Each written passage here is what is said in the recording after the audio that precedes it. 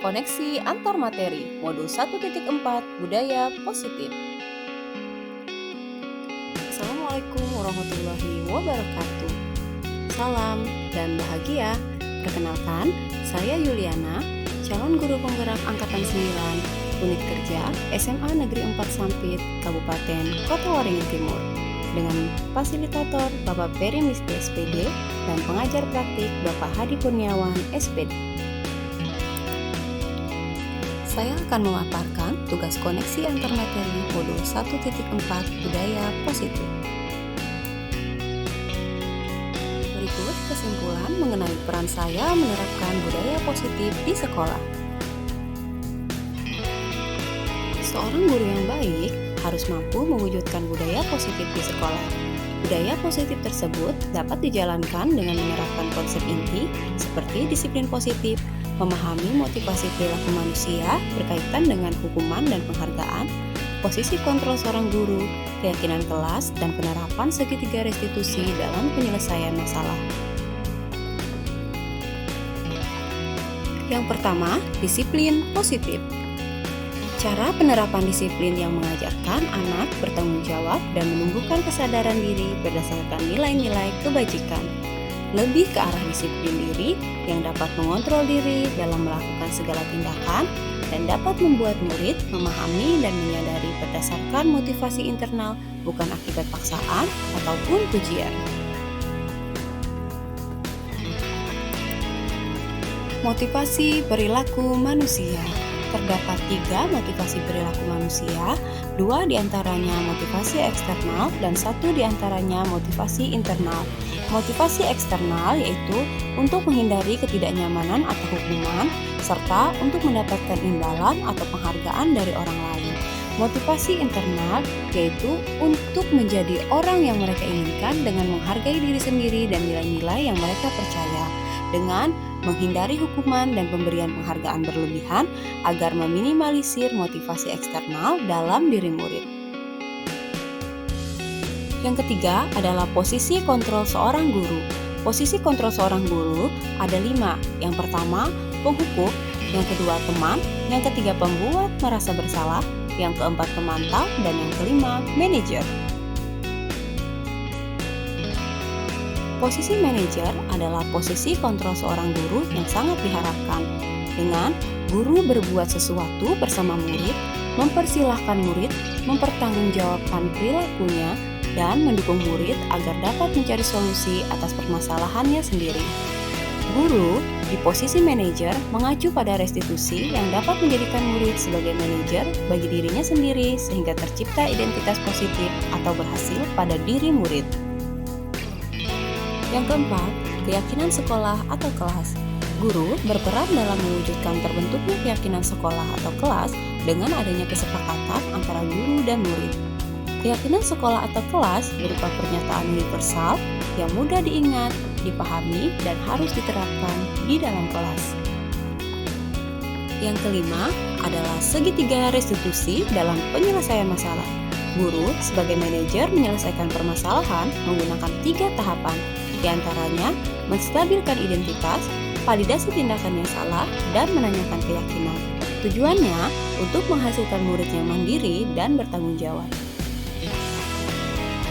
Keterkaitan budaya positif dengan materi sebelumnya yaitu dengan menerapkan budaya positif di sekolah, maka akan mempermudah dalam tercapainya tujuan pendidikan nasional sesuai dengan filosofi Ki Hajar Dewantara, yaitu pendidikan yang berpihak pada murid dan bersifat menuntun, tumbuh, atau hidupnya kodrat yang ada pada murid. Budaya positif akan terwujud jika seorang guru memiliki 5 nilai guru penggerak, diantaranya mandiri, kreatif, inovatif, kolaboratif, dan berpihak pada murid. Budaya positif dapat terwujud dengan mendorong kolaborasi antara seluruh warga sekolah dengan adanya keyakinan sekolah yang diyakini dan disepakati bersama. Dan melakukan perubahan sesuai dengan visi guru penggerak yang berbudaya positif. Untuk mewujudkan visi tersebut dengan membuat prakarsa perubahan sesuai dengan filosofi Ki Hajar Dewantara dan profil pelajar Pancasila.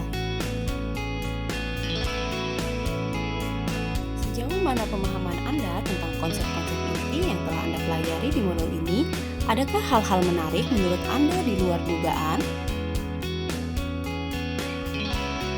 Saya sudah memahami konsep-konsep inti dalam modul budaya positif berkaitan dengan disiplin positif, teori kontrol, teori motivasi, hukuman dan penghargaan, posisi kontrol guru, kebutuhan dasar manusia, keyakinan kelas, dan segitiga restitusi. Seluruh konsep tersebut harus diresapi dalam diri, diwujudkan dalam tindakan, dan dibagikan kepada rekan guru. Adapun hal menarik bagi saya dan di luar dugaan adalah tentang memberikan penghargaan kepada murid. Ternyata, penghargaan dapat berdampak kurang baik pada murid, diantaranya dapat merusak hubungan, menurunkan kualitas, mematikan kreativitas, dan mengurangi kecepatan serta bersifat menghukum. Perubahan apa yang terjadi dari cara berpikir Anda dalam menciptakan budaya positif di kelas maupun di sekolah Anda setelah mempelajari modul ini?